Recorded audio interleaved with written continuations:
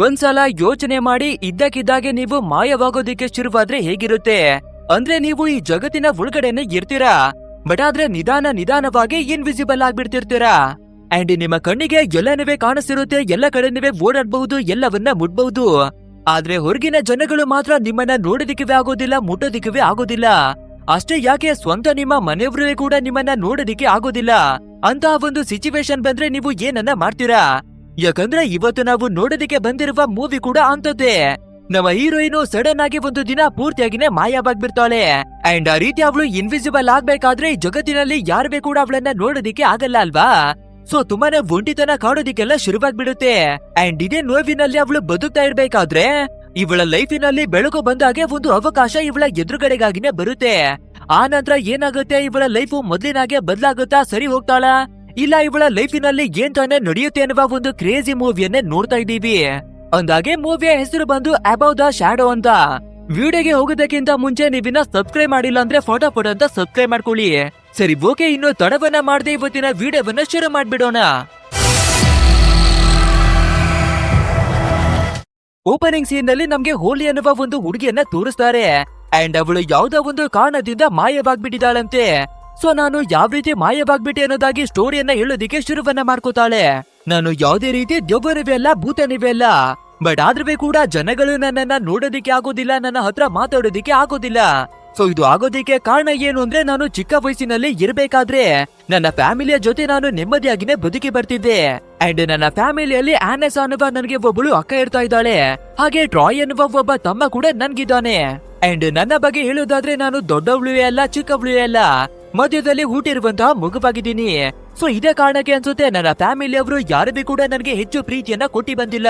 ಆದ್ರೆ ನನ್ನ ಮದರ್ ಆಗಿರುವ ವಿಕ್ಟೋರಿಯಾ ಮಾತ್ರ ನನ್ನನ್ನ ತುಂಬಾನೇ ಪ್ರೀತಿಯನ್ನ ಕೊಟ್ಟು ಸಾಕಿ ಬರ್ತಿದ್ರು. ಸದ್ಯ ನಮ್ಗೆ ಮದರ್ ಆದ್ರೂ ತುಂಬಾನೇ ಪ್ರೀತಿಯನ್ನ ಕೊಟ್ಟು ಸಾಕ್ತಾ ಇದಾರಲ್ಲ ಅಂತ ನೆಮ್ಮದಿಯಾಗಿನೇ ಬದುಕಿ ಬರ್ತಿದ್ದೆ. ಆದ್ರೆ ನಾನು ಚಿಕ್ಕ ವಯಸ್ಸಿನಲ್ಲೇ ಇರ್ಬೇಕಾದ್ರೆ ನಮ್ಮ ತಾಯಿ ಒಂದು ಅನಾರೋಗ್ಯದ ಕಾರಣದಿಂದ ತೀರಿ ಹೋಗ್ಬಿಡ್ತಾರೆ. ಅಂಡ್ ಆ ಸಿಚುವೇಶನ್ ಅಲ್ಲಿ ನನ್ನ ಪರಿಸ್ಥಿತಿಯನ್ನ ಕೇಳೋದಿಕ್ಕೆ ಕೂಡ ಯಾರನ್ನುವೇ ಇದ್ದಿರ್ಲಿಲ್ಲ.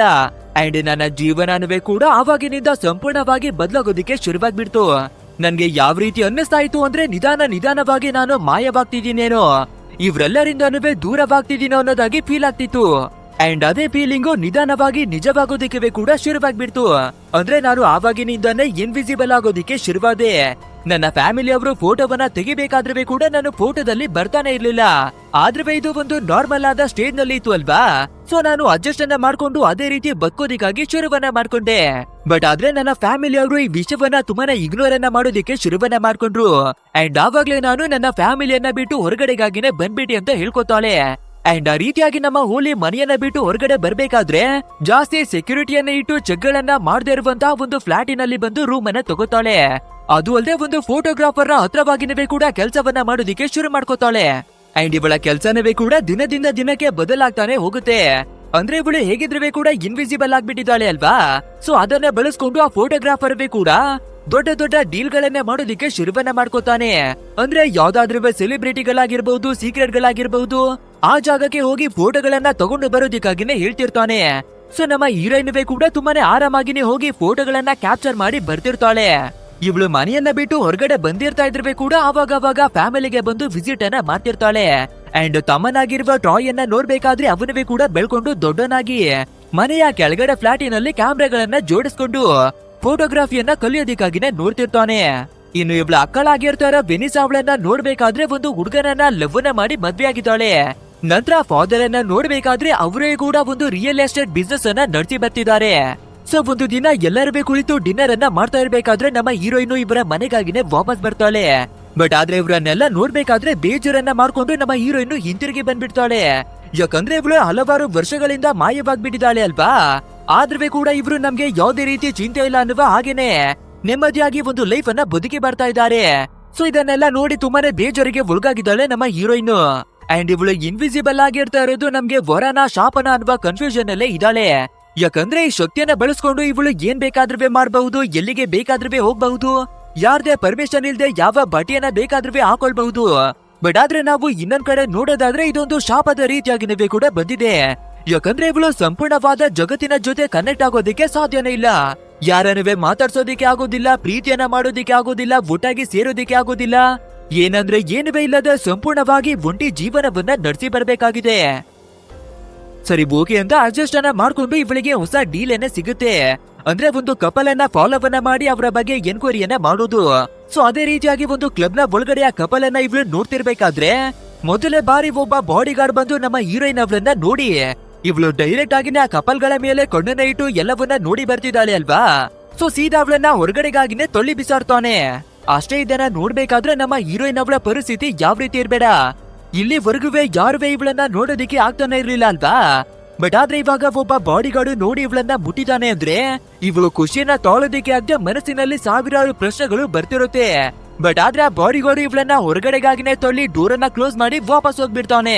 ನಂತರ ನಮ್ಮ ಹೀರೋಯಿನ್ ವಾಪಸ್ ಅವಳ ಮನೆಗೆ ಬಂದು ಕೆಲವೊಂದಷ್ಟು ಆರ್ಟಿಕಲ್ ಗಳನ್ನ ನೋಡ್ಬೇಕಾದ್ರೆ ಅದ್ರಲ್ಲಿ ಒಂದು ಸಸ್ಪಿಸಿಯಸ್ ಆದ ಆರ್ಟಿಕಲ್ ಅನ್ನೇ ಸಿಗುತ್ತೆ. ಅಂದ್ರೆ ಒಬ್ಬ ಬೌನ್ಸರ್ ಇವಾಗ ನಮ್ಮ ಹೀರೋಯಿನ್ ಅವಳನ್ನ ಹೊರಗಡೆಗಾಗಿನೇ ತೊಳ್ಳಿ ಬಿಸಾಕಿದ್ದ ಅಲ್ವಾ. ಆಕ್ಚುಲ್ ಆಗಿ ಅವನ ಆರ್ಟಿಕಲ್ ಅನ್ನೇ ನಮ್ಮ ಹೀರೋಯಿನ್ಗೆ ಸಿಕ್ಕಿರೋದು. ಅಂಡ್ ನಿಜವನ್ನ ಹೇಳ್ಬೇಕು ಅಂದ್ರೆ ಅವನೊಬ್ಬ ದೊಡ್ಡ ಫೇಮಸ್ ಆಗಿರುವ ಬಾಕ್ಸರ್ ಆಗಿದ್ದಾನೆ. ಹಾಗೆ ಅವನ ಹೆಸರು ಬಂದು ಶೇನ್ ಅಂತ. ಅಂಡ್ ಅವನು ಎಷ್ಟು ದೊಡ್ಡ ಬಾಕ್ಸರ್ ಆಗಿದ್ದಾನೆ ಅಂದ್ರೆ ಇಂಟರ್ ನ್ಯಾಷನಲ್ ಲೆವೆಲ್ ನ ವರ್ಗವೇ ಕೂಡ ಅವನು ದೊಡ್ಡ ದೊಡ್ಡ ಚಾಂಪಿಯನ್ ಗಳ ಜೊತೆಯಾಗಿ ಫೈಟ್ ಅನ್ನ ಮಾಡಿದ್ದಾನೆ. ಅಂಡ್ ಅವನ ಲೈಫಿನಲ್ಲಿ ಎಲ್ಲನವೇ ಕೂಡ ತುಂಬಾನೇ ಸಖತ್ತಾಗಿನೇ ನಡೀತಿರುತ್ತೆ.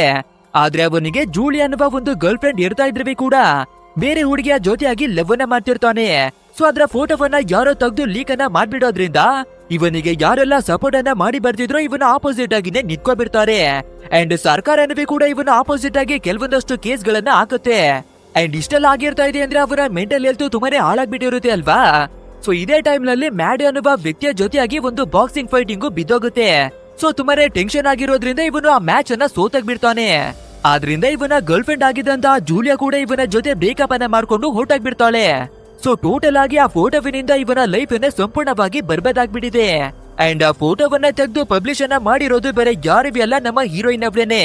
ಅಂದ್ರೆ ಇವಳು ಇನ್ವಿಸಿಬಲ್ ಆಗಿರೋದ್ರಿಂದ ಒಂದು ಫೋಟೋಗ್ರಾಫರ್ ಡೀಲ್ ಗಳನ್ನ ತಂದು ಕೊಡ್ತಿದ್ದ ಅಲ್ವಾ. ಸೊ ಅದೇ ರೀತಿಯಾಗಿ ಈ ಬಾಕ್ಸ್ ಅನ್ನ ಡೀಲ್ ಅನ್ನವೇ ಕೂಡ ತಂದು ಕೊಟ್ಟಿರ್ತಾನೆ. ಆದ್ರಿಂದ ಇವಳುವೆ ಹೋಗಿ ಬೇರೆ ಹುಡುಗಿಯ ಜೊತೆ ಇರ್ಬೇಕಾದ್ರೆ ಫೋಟೋವನ್ನ ತೆಗೆದು ಪಬ್ಲಿಷ್ ಅನ್ನ ಮಾಡಿದಾಳೆ. ಅಂಡ್ ಆದ್ರಿಂದ ಅವನ ಸಂಪೂರ್ಣವಾದ ಲೈಫ್ ಇವಾಗ ಬರ್ಬಾದಾಗಿದೆ. ಸೊ ಇದನ್ನೆಲ್ಲ ಯೋಚನೆಯನ್ನ ಮಾಡ್ಬೇಕಾದ್ರೆ ನಮ್ಮ ಹೀರೋಯಿನ್ ಬೇಜಾರನ್ನ ಮಾಡ್ಕೊಂಡು ಇದಕ್ಕೆಲ್ಲ ನಾವೇನೆ ಕಾರಣ ಅಂದ್ರೆ ಮತ್ತೆ ಇವನ ಲೈಫ್ ಅನ್ನ ನಾವೇನೆ ಸರಿ ಮಾಡೋಣ ಅಂತ ನಿರ್ಧಾರವನ್ನ ಮಾಡ್ಕೋತಾಳೆ. ಆದ್ರಿಂದ ಫಟಾಫಟ್ ಅಂತ ಹೊರಟು ಕ್ಲಬ್ ನ ಹೊರಗಡೆಗಾಗಿನೇ ಬಂದು ನಿಂತ್ಕೋತಾಳೆ. ಅಂಡ್ ತುಂಬಾ ಹೊತ್ತು ಕಾಯ್ಬೇಕಾದ್ರೆ ಡ್ಯೂಟಿಯನ್ನ ಮುಗಿಸಿ ಶೇನ್ ಕೂಡ ಹೊರಗಡೆ ಬರ್ತಾನೆ. ಅಂಡ್ ಇವಾಗ ನಮ್ಮ ಹೀರೋಯಿನ್ ಆ ಫೋಟೋಗಳನ್ನ ತೆಗೆದು ಪಬ್ಲಿಷ್ ಅನ್ನ ಮಾಡಿರೋದು ನಾನೇನೆ. ಸೊ ಆ ರೀತಿ ತಪ್ಪನ್ನ ಮಾಡ್ಬಾರ್ದಿತ್ತು, ದಯವಿಟ್ಟು ನನ್ನನ್ನ ಕ್ಷಮಿಸು. ಅಂಡ್ ಅದನ್ನ ತಿಳ್ಕೊಳ್ಳೋದಕ್ಕೆ ನನ್ಗೆ ಒಂದು ಅವಕಾಶವನ್ನವೇ ಕೊಡು ಅನ್ನೋದಾಗಿನೇ ಕೇಳ್ಕೊತಾಳೆ. ಇದನ್ನೆಲ್ಲ ಕೇಳುವ ಶೇನು ತುಂಬಾನೇ ಕೋಪವನ್ನ ಮಾಡ್ಕೋತಾನೆ. ಬಟ್ ಆದ್ರೂ ಕೂಡ ಏನನ್ನವೇ ಮಾತಾಡದೆ ಸೈಲೆಂಟ್ ಆಗಿನೇ ಹೊರಟು ಇವನ ಮ್ಯಾನೇಜರ್ ಅನ್ನ ಮೀಟ್ ಮಾಡೋದಿಕ್ಕೆ ಒಂದು ಕ್ಲಬ್ ನ ಒಳಗಡೆಗಾಗಿನೇ ಬರ್ತಾನೆ. ಸೊ ಅದೇ ರೀತಿಯಾಗಿ ಶೇನ್ ಕೂಡ ಮ್ಯಾನೇಜರ್ ನ ಹತ್ರವಾಗಿ ಮಾತಾಡ್ತಾ ಇರ್ಬೇಕಾದ್ರೆ ನಮ್ಮ ಹೀರೋಯಿನ್ ಸೀದಾ ಮ್ಯಾನೇಜರ್ ನ ಪಕ್ಕಕ್ಕಾಗಿನೇ ಬಂದು ಕುಳಿತುಕೊಂಡು ಅವನ ಫೋನು ಮೆಸೇಜಸ್ ಗಳು ಎಲ್ಲವನ್ನ ಆರಾಮಾಗಿನೇ ಓದ್ತಿರ್ತಾಳೆ. ಅಷ್ಟೇ ಇದನ್ನ ನೋಡುವ ಶೇನ್ಗೆ ಏನುವೆ ಕೂಡ ಅರ್ಥನೇ ಆಗ್ತಿರೋದಿಲ್ಲ. ಇವಳು ಸಿಂಪಲ್ ಆಗಿ ಅವನ ಪಕ್ಕದಲ್ಲಿ ಕುಳಿತುಕೊಂಡು ಎಲ್ಲವನ್ನ ಓದೋದಿಕ್ಕೆ ಹೇಗೆ ಸಾಧ್ಯ ಅಂತ. ಅಂಡ್ ಇವಾಗ ನಮ್ಮ ಹೀರೋಯಿನ್ ಏನನ್ನ ಹೇಳ್ತಾಳೆ ಅಂದ್ರೆ, ನೀನು ಇಲ್ಲಿವರೆಗೂ ತುಂಬಾನೇ ಕಷ್ಟವನ್ನ ಪಟ್ಟು ಹಣವನ್ನ ಸಂಪಾದನೆ ಮಾಡ್ತಿದ್ಯಾ ಅಲ್ವಾ. ಬಟ್ ಆದ್ರೆ ನಿನ್ನ ಮ್ಯಾನೇಜರು ಎಲ್ಲ ಹಣವನ್ನ ಅವನನ್ನೇ ಜಾಸ್ತಿಯನ್ನಾಗಿನೇ ಮಡಿಕೊಂಡು ನಿನ್ಗೆ ಕಡಿಮೆ ಹಣವನ್ನ ಕೊಟ್ಟು ಮೋಸವನ್ನ ಮಾಡ್ತಾ ಇದ್ದಾನೆ ಅಂತ ಹೇಳ್ಕೊತಾಳೆ. ಸೊ ಇದನ್ನ ಕೇಳ್ಬೇಕಾದ್ರೆ ಶೇನ್ ಕೂಡ ಮ್ಯಾನೇಜರ್ ನ ಹತ್ರ ಇನ್ನಷ್ಟು ಹಣವನ್ನ ಕೊಡೋದಿಕ್ಕಾಗಿನೇ ಕೇಳ್ಕೊತಾನೆ. ನಂತರ ಇವರಿಬ್ಬರೇ ಕ್ಲಬ್ ಅನ್ನ ಬಿಟ್ಟು ಹೊರಗಡೆಗಾಗಿ ಬರ್ಬೇಕಾದ್ರೆ ನಮ್ಮ ಶೇನ್ ಅವನ ಕೈಯಲ್ಲಿ ನಂಬೋದಿಗೆನೆ ಆಗ್ತಿಲ್ಲ. ಅದ್ ಹೇಗೆ ನೀನು ನನ್ನನ್ನ ಬಿಟ್ರೆ ಬೇರೆಯವರ ಕಣ್ಣಿಗೆ ಕಾಣಿಸ್ತಾ ಇಲ್ಲ ಅನ್ನೋದಾಗಿ ಟೆನ್ಷನ್ ಆಗ್ತಾನೆ. ಸೊ ನಾನು ನಂಬಲ್ಲ, ನೀನು ಸುಳ್ಳನ್ನ ಹೇಳ್ತಾ ಇದ್ಯಾ ಅಂತ ಇವನು ಹೇಳ್ಕೋಬೇಕಾದ್ರೆ ನಿನ್ಗೆ ನಂಬಿಕೆ ಬಂದಿಲ್ಲ ಅಂದ್ರೆ ಡೆಮೋವನ್ನ ತೋರಿಸ್ತೀನಿ ನೋಡು ಅನ್ನೋದಾಗಿನೇ ಹೇಳಿ ಒಂದು ಕಾರು ತುಂಬಾನೇ ಫಾಸ್ಟ್ ಆಗಿ ಬರ್ತಾ ಇರುತ್ತೆ. ಸೊ ದಾರಿ ಮಧ್ಯಕ್ಕಾಗಿನೇ ಬಂದು ನಿಂತ್ಕೊಬಿಡ್ತಾಳೆ. ಅಂಡ್ ಇವನಿಗೆ ಬಿಟ್ಟು ನಮ್ಮ ಹೀರೋಯಿನ್ ಯಾರ ಕಣ್ಣಿಗೆ ಕಾಣಿಸೋದಿಲ್ಲ ಅಲ್ವಾ. ಸೊ ಆ ಕಾರಿನವನೇ ಕೂಡ ತುಂಬಾನೇ ಫಾಸ್ಟ್ ಆಗಿನೇ ಬರ್ತಿರ್ತಾನೆ. ಅಂಡ್ ಇನ್ನೇನು ಗುದ್ಬಿಡ್ತಾ ಇದ್ದಾನೆ ಅನ್ನುವ ಕೊನೆ ಕ್ಷಣದಲ್ಲಿ ಬಂದು ನಮ್ಮ ಹೀರೋಯಿನ್ ಅವಳನ್ನ ಕಾಪಾಡ್ಕೊಂಡು ಬರ್ತಾನೆ. ನಂತರ ಆ ಕಾರ್ ಡ್ರೈವರ್ ಅನ್ನ ನೋಡ್ಬೇಕಾದ್ರೆ ನಮ್ಮ ಶೇನ್ಗೆನೆ ಎರ್ರ ಬೀರಿಯಾಗಿನೇ ಬೈದ್ಬಿಡ್ತಾನೆ. ಸೊ ಇದರಿಂದ ಕನ್ಫರ್ಮ್ ಆಗ್ಬಿಡುತ್ತೆ ದಾರಿ ಮಧ್ಯದಲ್ಲಿ ನಮ್ಮ ಹೀರೋಯಿನ್ ನಿಂತಿರ್ತಾ ಇದ್ರೆ ಕೂಡ ಅವಳು ಕಾಣಿಸ್ದಿರಾ ಸೀದಾ ಇವನು ನನಗೆ ಬೈತಾ ಇದ್ದಾನೆ ಅಂದ್ರೆ ಇವಳು ಹೇಳೋದು ನಿಜ ಅನ್ನೋದಾಗಿ. ಅಂಡ್ ಇದೇ ರೀತಿ ದಿನಗಳು ಕಳೀತಾ ಇರ್ಬೇಕಾದ್ರೆ ಇಬ್ಬರೇ ತುಂಬಾನೇ ಕ್ಲೋಸ್ ಆದ ಫ್ರೆಂಡ್ಸ್ ಗಳಾಗ್ಬಿಡ್ತಾರೆ. ಯಾಕಂದ್ರೆ ನಮ್ಮ ಹೀರೋಯಿನ್ ಅವಳನ್ನ ನೋಡೋದಿಕ್ಕೆ ಆಗೋದು ಇವನಿಗೆ ಮಾತ್ರ ಅಲ್ವಾ. ಸೊ ಅದೇ ಕಾರಣದಿಂದ ಇಬ್ಬರೇ ತುಂಬಾನೇ ಕ್ಲೋಸ್ ಆದ ಫ್ರೆಂಡ್ ಗಳಾಗ್ತಾರೆ. ಅಂಡ್ ಇದೇ ರೀತಿಯಾಗಿ ಇರ್ಬೇಕಾದ್ರೆ ನಮ್ಮ ಹೀರೋಯಿನ್ ಅವಳಿಗೆ ಒಂದು ಐಡಿಯಾ ಬರುತ್ತೆ. ಅಂದ್ರೆ ಶೈನ್ ಇವಾಗ ಎಲ್ಲವನ್ನ ಕಳ್ಕೊಂಡು ಬರ್ಬದಾಗ್ಬಿಟ್ಟಿದ್ದಾನೆ ಅಲ್ವಾ. ಅಂಡ್ ಇವನು ಈ ಸಿಚುವೇಶನ್ಗೆ ಬರೋದಿಕ್ಕೆ ಬೇರೆ ಯಾರಿಗೂ ಎಲ್ಲ ನಾವೇನೆ ಕಾರಣ. ಮೇ ಬಿ ಇದೇ ಉದ್ದೇಶದಿಂದ ನಾವು ಎಲ್ಲಾ ಜನಗಳ ಕಣ್ಣಿಗೆ ಕಾಣಿಸದೇ ಇರಬಹುದು. ಸೊ ನಿನ್ಗೆ ನಾನು ಹೆಲ್ಪನ್ನ ಮಾಡಿದ್ರೆ ಎಲ್ಲನೂ ಸರಿ ಹೋಗ್ಬಹುದು ಅನ್ಸುತ್ತೆ. ಆದ್ರಿಂದ ನನ್ನ ಹತ್ರ ಇರ್ತಾ ಇರುವ ಈ ಶಕ್ತಿನ ಬಳಸ್ಕೊಂಡು ನಿನ್ನ ಲೈಫ್ ಅನ್ನ ಸರಿ ಮಾಡ್ತೀನಿ ಅನ್ನೋದಾಗಿನೇ ಹೇಳ್ಕೊತಾಳೆ. ಅಂಡ್ ಇದನ್ನೆಲ್ಲ ಕೇಳುವಂತಹ ನಮ್ಮ ಶೇನು ಅವನ ಲೈಫಿನಲ್ಲಿ ನಡೆದಿರುವ ಎಲ್ಲಾ ಘಟನೆಗಳನ್ನ ಹೇಳ್ಕೊತಾನೆ. ಅಂದ್ರೆ ಇವನು ಚಿಕ್ಕ ವಯಸ್ಸಿನಲ್ಲಿ ಇರ್ಬೇಕಾದ್ರೆ ಇವನ ಫಾದರ್ ಮನೆಯನ್ನ ಬಿಟ್ಟು ಹೊರಗಡೆಗಾಗಿನೇ ಆಗ್ಬಿಡ್ತಾರೆ. ಸೊ ನಮ್ಮ ಶೇನು ತುಂಬಾನೇ ಕಷ್ಟವನ್ನ ಪಟ್ಟು ಅವನ ಲೈಫ್ ಅನ್ನ ಸಾಗಿಸಿ ಬರ್ತಿರ್ತಾನೆ. ಅಂಡ್ ಅದೇ ರೀತಿ ಗೂಂಡಗಳ ಜೊತೆ ಫೈಟ್ ಅನ್ನ ಇವನು ಮಾಡ್ಬೇಕಾದ್ರೆ ನಮ್ಮಲ್ಲಿ ತುಂಬಾನೇ ಪವರ್ ಇದೆ, ನಾವು ದೊಡ್ಡ ಬಾಕ್ಸರ್ ಆಗ್ಬಹುದು ಅಂತ ಯೋಚನೆಯನ್ನ ಮಾಡಿ ಬಾಕ್ಸಿಂಗ್ ಒಳಗಡೆ ಪಾರ್ಟಿಸಿಪೇಟ್ ಅನ್ನ ತುಂಬಾನೇ ನೇಮು ಫೇಮ್ ಅನ್ನ ಗಳಿಸ್ತಾನೆ. ಆದ್ರೆ ಒಂದು ಸಿಚುವೇಶನ್ ಅಲ್ಲಿ ಎಲ್ಲನೂ ಬರ್ಬಾದಾಗಿ ಹೊರಗಡೆ ಬಂದ್ಬಿಟ್ಟಿದ್ದಾನೆ ಅಲ್ವಾ. ಸೊ ಇವಾಗ ಇವನ ಜೀವನವನ್ನ ನಡೆಸೋದಿಕ್ಕಾಗಿ ಬಾಡಿ ಗಾರ್ಡ್ ಆಗಿ ಕೆಲಸವನ್ನ ಮಾಡಿ ಬರ್ತಿದ್ದಾನೆ. ಹಾಗೆ ಸಣ್ಣ ಪುಟ್ಟ ಟೂರ್ನಮೆಂಟ್ ಗಳಲ್ಲಿ ಪಾರ್ಟಿಸಿಪೇಟ್ ಅನ್ನ ಮಾಡಿ ಇವನ ಲೈಫ್ ಅನ್ನ ನಡೆಸ್ತಾ ಇದ್ದಾನೆ. ಅಂಡ್ ಈ ಶೇನು ಒಂದು ದಿನ ನಮ್ಮ ಹೀರೋಯಿನ್ ಅವಳನ್ನು ಕೂಡ ಕರ್ಕೊಂಡು ಬಂದು ಇವನು ಯಾವ ರೀತಿ ಟೂರ್ನಮೆಂಟ್ ಅನ್ನ ಅಟೆಂಡ್ ಅನ್ನ ಮಾಡ್ತಾನೆ ಅನ್ನೋದಾಗಿನೇ ತೋರಿಸ್ತಾನೆ. ಅಂಡ್ ಇವನು ಭಯಂಕರವಾದ ಆಪೋನೆಂಟ್ ನ ಜೊತೆ ಸಾಕದಾಗಿನೇ ಫೈಟ್ ಅನ್ನ ಮಾಡಿ ಇವನುವೆ ಕೂಡ ಸರ್ಸರಿಯಾಗಿ ಓದಿಯನ್ನ ತಿಂದು ಗಾಯಗಳನ್ನ ಮಾಡ್ಕೋತಾನೆ. ಬಟ್ ಆದ್ರೂ ಕೂಡ ಕಷ್ಟವನ್ನ ಪಟ್ಟು ಫೈನಲಿ ಅವನನ್ನ ಸೋಲಿಸಬೇಕಾದ್ರೆ ಇವನು ಗೆದ್ರೂ ಕೂಡ ಕೇವಲ $300 ಹಣವನ್ನ ಮಾತ್ರವಾಗಿನೇ ಕೊಟ್ಟಿ ಬರ್ತಾ ಇದ್ದಾರೆ. ಇದನ್ನೆಲ್ಲ ನೋಡ್ಬೇಕಾದ್ರೆ ನಮ್ಮ ಹೀರೋಯಿನ್ ಅವಳು ಒಂದು ಕ್ಷಣಕ್ಕೆ ಗಾಬರಿಗೆ ಒಳಗಾಗ್ತಾಳೆ. ಆ ನಂತರ ನೀನು ಸಣ್ಣ ಪುಟ್ಟ ಟೂರ್ನಿಮೆಂಟ್ ಗಳನ್ನ ಏನಕ್ಕಾಗಿ ಅಟೆಂಡ್ ಅನ್ನ ಮಾಡ್ತಾ ಇದೀಯಾ? ನಿನ್ನ ಒಳಗಡೆ ಸಖತ್ತಾಗಿ ಪವರ್ ಇದೆ, ಸೊ ದೊಡ್ಡ ದೊಡ್ಡ ಟೂರ್ನಮೆಂಟ್ ಗಳನ್ನ ಅಟೆಂಡ್ ಮಾಡು. ದೈತ್ಯಕಾರ್ಯದ ಕಿಲಾಡಿಗಳಿಗೆ ಟಾಸ್ಕ್ ಅನ್ನ ಕೊಟ್ಟು ಅವರನ್ನ ಸೋಲಿಸು ಅನ್ನೋದಾಗಿನೇ ಹೇಳ್ಕೊತಾಳೆ. ಆದ್ರೆ ನಮ್ಮ ಹೀರೋವಿನ ಹೆಸರು ಬರ್ಬಾದಾಗಿ ಎಲ್ಲ ಕಡೆ ಹಾಳಾಗ್ಬಿಟ್ಟಿದೆ ಅಲ್ವಾ. ಸೊ ದೊಡ್ಡ ದೊಡ್ಡ ಸ್ಟಾರ್ ಗಳು ಇವನ ಜೊತೆ ಫೈಟ್ ಅನ್ನ ಮಾಡೋದಿಕ್ಕಾಗಿನೇ ಒಪ್ಕೊಳ್ಳೋದಿಲ್ಲ. ಆದ್ರಿಂದ ನಮ್ಮ ಲೈಫ್ ಅನ್ನ ಮೊದ್ಲಿನ ರೀತಿಯಾಗಿ ನಾವು ತಗೊಂಡೋಗೋದಿಕ್ಕೆ ಆಗೋದಿಲ್ಲ ಅಂತ ಹೇಳ್ಕೊತಾನೆ. ಬಟ್ ಆದ್ರೆ ನಮ್ಮ ಹೀರೋಯಿನ್ ಅವಳ ಹತ್ರ ಒಂದು ಸೂಪರ್ ಪವರ್ ಏನೇ ಇದೆಯಲ್ವಾ, ಸೊ ಅದನ್ನ ಬಳಸಿ ನಿನ್ನ ಲೈಫ್ ಅನ್ನ ನಾನು ಸರಿಯನ್ನ ಮಾಡ್ತೀನಿ. ಈ ಬಾರಿ ಖಂಡಿತ ದೊಡ್ಡ ದೊಡ್ಡ ಪ್ಲೇಯರ್ ಗಳು ನಿನ್ನ ವಿರುದ್ಧವಾಗಿ ಫೈಟ್ ಅನ್ನ ಮಾಡೋದಿಕ್ಕೆ ಒಪ್ಕೋತಾರೆ ಅನ್ನೋದಾಗಿನೇ ಹೇಳ್ತಾಳೆ. ಅಂಡ್ ಅದೇ ರೀತಿಯಾಗಿ ದೊಡ್ಡ ದೊಡ್ಡ ಪ್ಲೇಯರ್ ಗಳ ಡೀಟೇಲ್ಸ್ ಅನ್ನ ತೆಗೆದು ಎನ್ಕ್ವೈರಿಯನ್ನ ಮಾಡ್ತಾಳೆ.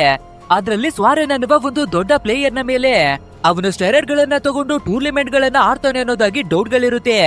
ಸೊ ಇದನ್ನ ಬಳಸಿ ನಾವು ಹೇಗಾದ್ರೂ ಮ್ಯಾಚ್ ಅನ್ನ ಫಿಕ್ಸ್ ಮಾಡಿಸ್ಬೇಕು ಅಂತ ಡಿಸೈಡ್ ಅನ್ನ ಮಾಡ್ಕೊಂಡು ಆ ಸ್ವಾರೆನ್ ಅವನ ಮನೆಗಾಗಿನೇ ಸೀದಾ ಬರ್ತಾಳೆ.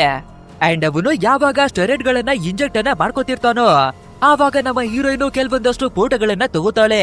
ಆ ನಂತರ ಆ ಫೋಟೋಗಳನ್ನ ಅವನಿಗಾಗಿನೇ ವಾಪಸ್ಸು ಕಳ್ಸಿ ನೀನ್ ಇವಾಗ ಶೈನ್ ಅವನ ಜೊತೆ ಮ್ಯಾಚ್ ಗಾಗಿ ಒಪ್ಕೊಂಡಿಲ್ಲ ಅಂದ್ರೆ ಈ ಎಲ್ಲಾ ಫೋಟೋಗಳನ್ನ ಲೀಕ್ ಮಾಡಿ ನಿನ್ನ ಜೀವನವನ್ನ ಬರ್ಬಾದ್ ಮಾಡಿ ಬಿಡ್ತೀನಿ ಅಂತ ಬ್ಲಾಕ್ ಮೇಲ್ ಅನ್ನ ಮಾಡ್ತಾಳೆ. ಆದ್ರಿಂದ ಬೇರೆ ದಾರಿ ಇಲ್ದೆ ಆ ಸ್ವಾರೆನ್ವೇ ಕೂಡ ಒಪ್ಕೋಬೇಕಾಗುತ್ತೆ. ಅಂಡ್ ಅದೇ ರೀತಿಯಾಗಿ ನಮ್ಮ ಶೇನ್ ಅವನ ಹತ್ರಕ್ಕಾಗಿನೇ ಬಂದು ಇನ್ನು ಕೇವಲ 6 ವಾರಗಳಲ್ಲಿ ಆ ಸ್ವಾರೆನ್ ಮತ್ತೆ ನಿನ್ಗೆ ಮ್ಯಾಚ್ ಫಿಕ್ಸ್ ಆಗಿದೆ, ಸೊ ಇದ್ರಿಂದ ನಮ್ಮಿಬ್ಬರ ಲೈಫ್ ಕೂಡ ಬದಲಾಗುತ್ತೆ ಅನ್ನೋದಾಗಿನೇ ಹೇಳ್ಕೊತಾಳೆ. ಆದ್ರಿಂದ ನಮ್ಮ ಶೇನವೇ ಕೂಡ ಒಂದು ಜಬರ್ದಸ್ತ್ ಆಗಿರುವ ಟ್ರೈನಿಂಗ್ ಅನ್ನ ಶುರು ಮಾಡ್ಕೋತಾನೆ. ಅಂಡ್ ಇದೇ ರೀತಿ ಇರ್ಬೇಕಾದ್ರೆ ನಮ್ಮ ಹೀರೋಯಿನ್ ಒಂದು ದಿನ ನನ್ಗೆ ಹೆಚ್ಚು ಜನಗಳು ಇರೋದು ಫೈಟ್ ನಡೆಯುವ ಜಾಗಕ್ಕೆಲ್ಲ ಬರೋದು ಅಂದ್ರೆ ತುಂಬಾನೇ ಭಯವಾಗುತ್ತೆ, ಸೊ ನೀನು ಅಟೆಂಡ್ ಅನ್ನ ಮಾಡ್ತಾ ಇರುವ ಟೂರ್ನಿಮೆಂಟ್ ಗೆ ನಾನು ಬರೋದಿಕ್ಕೆ ಆಗಲ್ಲ ಅಂತ ಹೇಳ್ಕೊತಾಳೆ. ಇದನ್ನ ಕೇಳ್ಬೇಕಾದ್ರೆ ನಮ್ಮ ಶೇನ್ಗೆ ತುಂಬಾನೇ ಬೇಜಾರಾಗ್ಬಿಡುತ್ತೆ. ಯಾಕಂದ್ರೆ ಇವನು ಇಷ್ಟು ವರ್ಷಗಳ ನಂತರವಾಗಿ ಬಾಕ್ಸಿಂಗ್ ಅನ್ನ ಮಾಡ್ತಾ ಇದ್ದಾನೆ ಅಲ್ವಾ, ಅದನ್ನ ನಮ್ಮ ಹಾಲಿಗೆ ತೋರಿಸ್ಬೇಕು ಅಂತ ಆಸೆಯನ್ನ ಮಡಗಿರ್ತಾನೆ. ಬಟ್ ಆದ್ರೆ ಪರವಾಗಿಲ್ಲ, ಇವಳು ಟಿವಿಯಲ್ಲಿ ಕುಳಿತು ಎಲ್ಲವನ್ನ ನೋಡ್ಬಹುದು ಅಲ್ವಾ. ಅಂಡ್ ಅದೇ ರೀತಿಯಾಗಿ ನೆಕ್ಸ್ಟ್ ಡೇ ಕೂಡ ಇವನ ಮ್ಯಾಚ್ ಇರ್ಬೇಕಾದ್ರೆ ಇವನು 5 ವರ್ಷಗಳಿಂದ ಬಾಕ್ಸಿಂಗ್ ಅನ್ನ ಬಿಟ್ಬಿಟ್ಟಿರೋದ್ರಿಂದ ತುಂಬಾನೇ ಕಷ್ಟವಾಗುತ್ತೆ. ಆದ್ರೆ ಪರವಾಗಿಲ್ಲ, ತುಂಬಾನೇ ಕಷ್ಟವನ್ನ ಪಟ್ಟು ಕೋಪವನ್ನ ಒಟ್ಟಿಗೆ ಸೇರಿಸಿ ಫೈನಲ್ ಆಗಿ ಆಪೋನೆಂಟ್ ಅನ್ನ ಹೊಡೆದು ಇವನನ್ನೇ ಗೆದ್ಬಿಡ್ತಾನೆ. ಇಷ್ಟೆಲ್ಲ ಕಷ್ಟವನ್ನ ಪಟ್ಟು ಇವಾಗ ಗೆದ್ದಿರ್ತಾ ಇದ್ರೆ ಕೂಡ ನಮ್ಮ ಶೇನ್ಗೆ ತುಂಬಾನೇ ಕಡಿಮೆ ಹಣ ಸಿಗುತ್ತೆ. ಯಾಕಂದ್ರೆ ಇವನ ಮ್ಯಾನೇಜರು ಯಾವಾಗ್ಲೂ ಹಣವನ್ನ ನುಂಗೋ ರೀತಿಯಾಗಿನೇ ಇವಾಗ್ಲೂ ಕೂಡ ಇಲ್ಲಿ ಬಂದಿರುವ ಹೆಚ್ಚು ಹಣವನ್ನ ಅವನನ್ನೇ ಮಡಿಕೊಂಡ್ಬಿಟ್ಟಿದ್ದಾನೆ. ಆದ್ರೆ ಪರವಾಗಿಲ್ಲ ಅಂತ ನಮ್ಮ ಶೇನು ವಾಪಸ್ಸು ಮನೆಗೆ ಬಂದು ನೋಡ್ಬೇಕಾದ್ರೆ ನಮ್ಮ ಹೀರೋಯಿನ್ ಒಂದು ಜಾಗದಲ್ಲಿ ಕುಳಿತು ಮ್ಯಾಚ್ ಅನ್ನ ನೋಡ್ತಿರ್ತಾಳೆ. ಸೊ ಅವಳನ್ನ ಎತ್ಕೊಂಡು ಸೀದಾ ಟೆರೆಸ್ ನ ಮೇಲ್ಗಡೆಗಾಗಿನೇ ಬಂದು ಇವತ್ತು ಮ್ಯಾಚ್ ನಲ್ಲಿ ಏನೆಲ್ಲ ನಡೀತು ಏನೆಲ್ಲ ಆಯ್ತು ಅನ್ನೋದಾಗಿ ಎಲ್ಲವನ್ನ ಹೇಳ್ಕೊತಾನೆ. ಬಟ್ ಆದ್ರೆ ಸಡನ್ ಆಗಿ ನಮ್ಮ ಶಾನ್ಗೆ ಕೆಲವೊಂದಷ್ಟು ಡೌಟ್ ಗಳು ಬರೋದಿಕ್ಕೆ ಶುರುವಾಗ್ಬಿಡುತ್ತೆ. ಈ ರೀತಿ ಬಾಕ್ಸಿಂಗ್ ಅನ್ನ ಆಡ್ಬೇಕಾದ್ರೆ ಎಷ್ಟೋ ಬಾರಿ ಏಟುಗಳು ಬೀಳ್ಬೇಕಾದ್ರೆ ಅವರ ತಲೆ ಕೆಟ್ಟೋಗಿ ತುಂಬಾನೇ ಇಮ್ಯಾಜಿನೇಷನ್ ಗಳು ಬರುತ್ತಂತೆ. ಸೊ ನನ್ಗೇನಾದ್ರೂ ಆ ರೀತಿ ಪೇಟೇನಾದ್ರೂ ಬಿದ್ದು ನೀನು ಇಲ್ಲಾದ್ರೂ ಕೂಡ ಇದೆ ಅಂತ ಇಮ್ಯಾಜಿನೇಷನ್ ಮಾಡ್ಕೋತಿದ್ದಾನ ಹೇಗೆ ಅಂತ ಡೌಟ್ ಅನ್ನ ಪಡ್ತಾನೆ. ಅಂಡ್ ಅದೇ ರೀತಿ ಇವಳು ನಿಜವಾಗ್ಲೂ ಇದಾಳ ಇಲ್ವಾ ಅಂತ ಕನ್ಫರ್ಮೇಶನ್ ಅನ್ನ ಮಾಡೋದಿಕ್ಕಾಗಿ ಅವಳ ಕೈ ಹಣೆ ಎಲ್ಲವನ್ನ ಮುಟ್ಟಿ ನೋಡ್ತಾನೆ. ಅಷ್ಟೇ ಯಾಕೆ ಕಿಸನ್ವೇ ಕೊಟ್ಟು 2 ಸ್ಟೆಪ್ ವೆರಿಫಿಕೇಶನ್ ಅನ್ನವೇ ಕಂಪ್ಲೀಟ್ ಮಾಡ್ಕೋತಾನೆ. ಆದ್ರೆ ಇದೇ ಟೈಮಿಗೆ ಯಾರೋ ಒಬ್ಬ ವ್ಯಕ್ತಿ ಹಿಂದಗಡೆಯಿಂದ ಇವರು ಕಿಸನ್ನ ಮಾಡುವ ಫೋಟೋವನ್ನ ತಗೊಂಡ್ಬಿಡ್ತಾನೆ. ಸೊ ಇದನ್ನ ನೋಡುವ ನಮ್ಮ ಶೇನು ಫಾಲೋವನ್ನ ಮಾಡಿ ಅವನ ಕಥೆಯನ್ನ ಮುಗಿಸೋದಿಕ್ಕಾಗಿನೇ ನೋಡ್ತಾನೆ. ಬಟ್ ಆದ್ರೆ ಆ ವ್ಯಕ್ತಿ ಆ ಜಾಗದಿಂದಾನೇ ಪರಾರಿಯಾಗಿ ಓಡಿ ಹೋಗ್ಬಿಡ್ತಾನೆ. ಅಂಡ್ ನೆಕ್ಸ್ಟ್ ಡೇ ಮಾರ್ನಿಂಗ್ ಆಗ್ಬೇಕಾದ್ರೆ ನಮ್ಮ ಹೀರೋಯಿನ್ ಒಂದು ಜಾಗದಲ್ಲಿ ನಡೆದು ಬರ್ತಿರ್ಬೇಕಾದ್ರೆ ಒಂದು ನ್ಯೂಸ್ ಪೇಪರ್ ನಲ್ಲಿ ನೆನ್ನೆ ತೆಗೆದಿರುವ ಫೋಟೋವನ್ನ ಹಾಕ್ಬಿಟ್ಟಿದ್ದಾರೆ. ಬಟ್ ಆದ್ರೆ ಇವಳು ಇನ್ವಿಸಿಬಲ್ ಆಗಿರೋದ್ರಿಂದ ಯಾರುವೆ ನೋಡೋದಕ್ಕೆ ಆಗೋದಿಲ್ಲ, ಫೋಟೋದಲ್ಲವೇ ಕೂಡ ಬರಲ್ಲ ಅಲ್ವಾ. ಸೊ ಆ ಫೋಟೋಗ್ರಾಫರು ಏನನ್ನ ಮಾಡ್ಬಿಟ್ಟಿದ್ದಾನೆ ಅಂದ್ರೆ ನಮ್ಮ ಹೀರೋಯಿನ್ ಆ ಜಾಗದಲ್ಲಿ ಕಾಣಿಸ್ತಾ ಇದ್ರವೇ ಕೂಡ ಒಂದು ಇಮ್ಯಾಜಿನರಿ ಶಾಡೋವನ್ನ ಆಡ್ ಮಾಡ್ಬಿಟ್ಟಿರ್ತಾನೆ. ಅಂಡ್ ಇಲ್ಲಿಗೆ ಸೀನನ್ನ ಕಟ್ ಮಾಡಿ ಮತ್ತೆ ನಮ್ಮ ಶಾನ್ ಅವನನ್ನ ತೋರಿಸ್ಬೇಕಾದ್ರೆ ಇವಾಗ ಇವನು ಒಂದು ಮ್ಯಾಚ್ ಅನ್ನ ಗೆದ್ದಿರೋದ್ರಿಂದ ಮತ್ತೆ ಆಪರ್ಚುನಿಟಿಗಳು ಬರ್ತಾ ಇದಾವೆ. ಅದು ಅಲ್ಲದೆ ನಮ್ಮ ಶಾನ್ಗೆ ಒಬ್ಬ ಮ್ಯಾನೇಜರ್ ಇರ್ತಾ ಇದ್ದು ಯಾವಾಗ್ಲೂ ಹಣವನ್ನ ನುಂಗಿ ಇವನಿಗೆ ಮೋಸವನ್ನ ಮಾಡಿ ಬರ್ತಾ ಇದ್ದಾನೆ ಅಲ್ವಾ. ಸೊ ಅವನ ಜೊತೆ ಇರುವ ಕಾಂಟ್ಯಾಕ್ಟ್ ಅನ್ನ ಕಂಪ್ಲೀಟ್ ಅನ್ನ ಮಾಡ್ಕೊಂಡು ಅವನಿಗೆ ಬಾಯ್ ಬಾಯ್ ಅನ್ನ ಹೇಳ್ತಾನೆ. ಅಂಡ್ ಇವಾಗ ನಮ್ಮ ಶೇನ್ಗೆ ಆಪೋನೆಂಟ್ ಆಗಿರೋದು ಬೋನ್ ಅನ್ನುವಂತಹ ಒಬ್ಬ ಪ್ಲೇಯರ್. ಬಟ್ ಆದ್ರೆ ಈ ಬೋನು ನಮ್ಮ ಶೇನ್ ಅವರ ಜೊತೆ ನಾನು ಫೈಟ್ ಅನ್ನ ಮಾಡೋದಿಲ್ಲ ಅನ್ನೋದಾಗಿನೇ ಹೇಳ್ಬಿಡ್ತಾನೆ. ಆದ್ರೆ ನಮ್ಮ ಹೀರೋಯಿನ್ ಅಷ್ಟೊಂದು ಸಿಂಪಲ್ ಆಗಿ ಹೋಗೋದಿಕ್ಕೆ ಬಿಡ್ತಾಳ. ಆ ಬೋನ್ ಅನ್ನುವ ಪ್ಲೇಯರ್ ಅನ್ನ ಫಾಲೋವನ್ನ ಮಾಡೋದಿಕ್ಕಾಗಿ ಶುರುವನ್ನ ಮಾಡ್ಕೋತಾಳೆ. ಅಂಡ್ ಇದೇ ರೀತಿಯಾಗಿ ಇನ್ವೆಸ್ಟಿಗೇಷನ್ ಅನ್ನ ಮುಂದುವರಿಸಿ ಒಂದು ಫೋಟೋವನ್ನವೇ ಕೂಡ ಅವನಿಗೆ ಕಳಿಸ್ತಾಳೆ. ಅಂದ್ರೆ ಈ ಬೋನ್ ಅನ್ನುವ ಪ್ಲೇಯರ್ ಒಂದು ಚಿಕ್ಕ ಹುಡುಗಿಯ ಜೊತೆ ಅಫೇರ್ ಅನ್ನ ಮಡಗಿರ್ತಾನೆ. ಸೊ ಅದೇ ಫೋಟೋವನ್ನ ಕಳಿಸಿ ಮ್ಯಾಚ್ ಅನ್ನ ಆಡೋದಿಕ್ಕೆ ಒಪ್ಕೊಂಡಿಲ್ಲ ಅಂದ್ರೆ ಈ ಫೋಟೋಗಳನ್ನ ಲೀಕ್ ಅನ್ನ ಮಾಡ್ತೀನಿ ಅನ್ನೋದಾಗಿನೇ ಬ್ಲಾಕ್ ಮೇಲ್ ಅನ್ನ ಮಾಡ್ತಾಳೆ. ಅಂಡ್ ಇವಾಗ ಬೇರೆ ದಾರಿ ಇಲ್ದೇ ಇರೋದ್ರಿಂದ ಬೋನ್ ಕೂಡ ಒಪ್ಕೊಳ್ಳೇಬೇಕಾಗುತ್ತೆ. ಆಕ್ಚುಲ್ ಆಗಿ ಹೇಳ್ಬೇಕು ಅಂದ್ರೆ ನಮ್ಮ ಹೀರೋಯಿನ್ ಕೇವಲ ಬ್ಲಾಕ್ ಮೇಲ್ ಅನ್ನ ಮಾಡಿ ಎದುರಾಳಿಗಳನ್ನ ಒಪ್ಪಿಸ್ತಾ ಇಲ್ಲ, ಬದಲಾಗಿ ಅವರು ಮ್ಯಾಚ್ ನಲ್ಲಿ ಸೋಲೇಬೇಕು ಅನ್ನೋದಾಗಿನವೇ ಕೂಡ ಕಂಡೀಷನ್ ಅನ್ನ ಆಗ್ತಾ ಇದ್ದಾಳೆ. ಅಂಡ್ ಅದೇ ರೀತಿ ಇವರಿಬ್ಬರ ನಡುವೆ ಕೂಡ ಒಂದು ಮ್ಯಾಚ್ ಶುರುವಾಗ್ಬೇಕಾದ್ರೆ ನಮ್ಮ ಶಾನು ತುಂಬಾನೇ ಈಸಿಯಾಗಿ ಆ ಬೋನ್ ಅನ್ನ ಸೋಲಿಸಿ ಗೆದ್ಬಿಡ್ತಾನೆ. ಅಂಡ್ ಇವಾಗ ನಮ್ಮ ಶೇನು ಇಲ್ಲಿವರೆಗೂ ಏನೆಲ್ಲ ಕಳ್ಕೊಂಡಿದ್ನೋ ಅದೆಲ್ಲ ಇವನ ಲೈಫಿನಲ್ಲಿ ಮತ್ತೆ ಇವಾಗ ಬಂದು ತಲುಪಿದೆ. ಬಟ್ ಆದ್ರೂ ಕೂಡ ನಮ್ಮ ಹೀರೋಯಿನ್ ಇಲ್ಲಿಗೆನೆ ನಿಲ್ಸೋದಿಲ್ಲ, ಇವನನ್ನ ಇನ್ನಷ್ಟು ಎತ್ತರಕ್ಕೆ ತಗೊಂಡು ಹೋಗ್ಬೇಕು ಅನ್ನೋದಾಗಿ ಮತ್ತೆ ಪ್ಲಾನ್ ಗಳನ್ನ ಮಾಡ್ತಾಳೆ. ಅಂಡ್ ಇವಾಗ ಏನನ್ನ ಮಾಡ್ಬೇಕು ಅಂತ ಯೋಚನೆಯನ್ನ ಮಾಡ್ತಿರ್ಬೇಕಾದ್ರೆ ನಮ್ಮ ಶೇನು ಕೊನೆಯದಾಗಿ ಸೋತು ಹೋಗಿರೋದು ಮ್ಯಾಗ್ಡೆ ಅನ್ನುವಂತಹ ಒಬ್ಬ ಪ್ಲೇಯರ್ ನಿಂದ. ಸೊ ಇವಾಗ ಅವನ ವಿರುದ್ಧನೇ ನಮ್ಮ ಶೇನ್ ಅವನನ್ನ ಗೆಲ್ಲಿಸ್ಬೇಕು ಅಂತ ಪ್ಲಾನ್ ಮಾಡಿ ಇಂಟರ್ನೆಟ್ ನಲ್ಲಿ ಒಂದು ಫೇಕ್ ಆದ ನ್ಯೂಸ್ ಅನ್ನ ಸ್ಪ್ರೆಡ್ ಮಾಡ್ತಾಳೆ. ಅಂದ್ರೆ ಮ್ಯಾಗ್ಡೆ ಇವಾಗ ಶೇನ್ ನ ವಿರುದ್ಧ ಫೈಟ್ ಅನ್ನ ಮಾಡೋದಿಕ್ಕಾಗಿ ಒಪ್ಕೊಂಡಿದ್ದಾನೆ ಅಂತ. ಅಂಡ್ ಈ ವಿಷಯ ಕೂಡ ಇಂಟರ್ನೆಟ್ ನಲ್ಲಿ ತುಂಬಾನೇ ಫಾಸ್ಟ್ ಆಗಿ ಸ್ಪ್ರೆಡ್ ಆಗ್ಬಿಡುತ್ತೆ. ನಂತರ ನಮ್ಮ ಹೀರೋಯಿನ್ ಮ್ಯಾಗ್ಡೆ ಅವನ ಮನೆಗಾಗಿನವೇ ಬಂದು ಏನಾದ್ರೂ ಎವಿಡೆನ್ಸ್ ಸೀಕ್ರೆಟ್ ಏನಾದ್ರೂ ಗೊತ್ತಾದ್ರೆ ಅದನ್ನ ಇಟ್ಟು ಈ ಮ್ಯಾಗ್ಡಿಯನ್ನ ಬ್ಲಾಕ್ ಮೇಲ್ ಮಾಡಿ ಇವರನ್ನವೇ ಕೂಡ ಒಪ್ಪಿಸೋಣ ಅಂತ ನೋಡ್ತಾಳೆ. ಬಟ್ ಆದ್ರೆ ಎಷ್ಟೇ ಕಷ್ಟವನ್ನ ಪಟ್ಟರೆ ಕೂಡ ಯಾವುದೇ ಎವಿಡೆನ್ಸ್ ಸೀಕ್ರೆಟ್ ಗಳು ಗೊತ್ತಾಗೋದಿಲ್ಲ. ಸೊ ಸೀದಾ ನನ್ನ ಅಕ್ಕಳನ್ನಾದ್ರೂ ನೋಡ್ಕೊಂಡು ಬರೋಣ ಅಂತ ಅಕ್ಕನ ಮನೆಗಾಗಿನೇ ಬರ್ತಾಳೆ. ಅಂಡ್ ಅಲ್ಲಿ ಬಂದು ನೋಡ್ಬೇಕಾದ್ರೆ ಇವಳ ಅಕ್ಕ ಇವಾಗ ಪ್ರೆಗ್ನೆಂಟ್ ಆಗ್ಬಿಟ್ಟಿದ್ದಾಳೆ.